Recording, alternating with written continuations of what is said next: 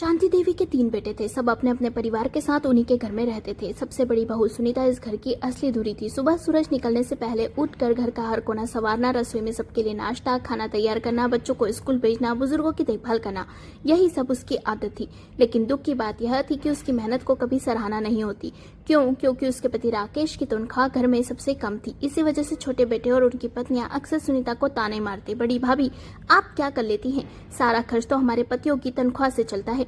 एक दिन छोटी बहू पूजा का जन्मदिन था। पूरे घर की सजावट, खाना, मिठाई और मेहमानों का इंतजाम सब कुछ सुनीता ने अकेले ही कर डाला। पूजा और सोनम तो दिन भर मेकअप और नए कपड़ों में पहनने में लगी रही। किचन में झांकना भी उन्हें जरूरी नहीं लगा। शाम को जब मेहमान आए तो दोनों छोटी बहुएं मुस्कुराते हुए आगे बढ़ी और डींगे मारने लगी। ये देखिए कैसी सुंदर सजावट की है हमने, खाना भी हमने ही बनाया है, बड़ी भाभी तो बस हुक्म चलाना जानती है। दोनों देवर भी हंसते हुए बोले, हाँ हमारी बीबियां ही सब करती है, भाभी तो बस ऊपर ऊपर दिखावा करती है।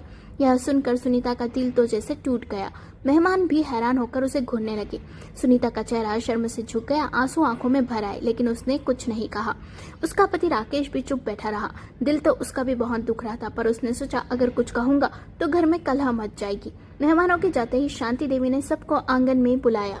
उनकी आवाज में गुस्सा और दर्द दोनों थे। आज तुम सबने जो किया उसने मेरा शर्म से सर झुका दिया। जिस बहू ने इस घर को माँ की तरह संभाला उसी को अपमानित कर दिया। तुम सब भूल जाते हो कि अगर सुनीता इस घर से हाथ खींच ले तो सुबह पानी का गिलास तक नसीब नहीं होगा। देवर हंसकर बोला, अरे अम्मा इतना भी क्या बड़ा काम है, खाना बनाना झाड़ू पोछा तो नौकरानी भी कर सकती है। उसकी बात सुनते ही शांति देवी ने कड़ा फैसला सुनाया, ठीक है अब से सुनीता कोई काम नहीं करेगी और राकेश भी नहीं। अगले 7 दिन घर के हर काम की जिम्मेदारी तुम चारों पर होगी। पहले ही दिन सबकी हालत खराब हो गई।